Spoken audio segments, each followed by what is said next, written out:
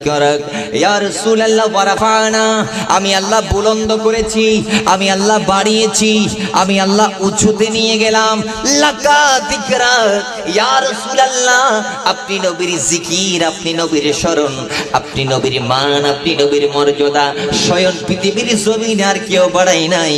আমি আল্লাহ নিজে আপনি নবীর শান বাড়িয়েছি। জুড়ে বলুন সুবহানাল্লাহ, আর জবান করে বলেন সুবহানাল্লাহ। পৃথিবীর জমিনে কোন নবীর ব্যাপারে এত বড় কথা আল্লাহ বলে নাই যেই কথা বলেছে আমার নবীর শানে। রব্বুল আলামিন বলছেন ওয়ারাফানা লাকা যিকরা ইয়া রাসূলুল্লাহ, আপনি কেমন নবী? আদম থেকে ঈসা পর্যন্ত সমস্ত নবীদেরকে এক পাল্লার মধ্যে যদি দেওয়া হয়, আর আপনি নবীর একটি নূরানি চুল মোবারক এক পাল্লার মধ্যে রাখা বলে, আমার নবীর নূরানি চুল মোবারক সমস্ত নবীদের পাল্লার চেয়ে কোটি কোটি গুণ বেশি দামি। বলেন সুবহানাল্লাহ, আর জোরে বলেন না। এমন একজন নবীর শান রব্বুল আলামিন বলছেন ওয়ারাফানা লাকা যিকরা,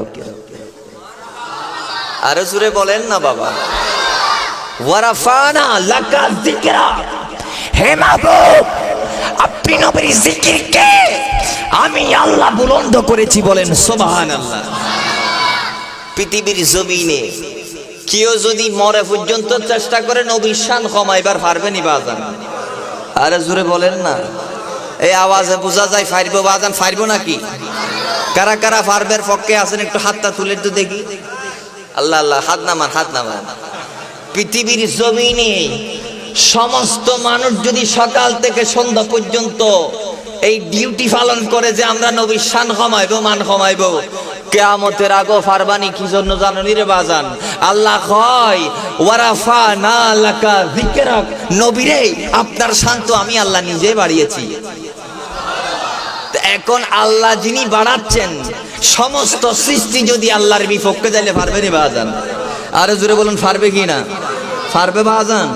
পারবে না। সুতরাং এজন্য আমার নবীকে পৃথিবীর জমিনে যদি কেউ নবীর শান কমাইতে যায়, তার 14 গোষ্ঠী কমে যাবে, তবু নবীর শান কমবে না। বলেন সুবহানাল্লাহ, আর জোরে বলেন না।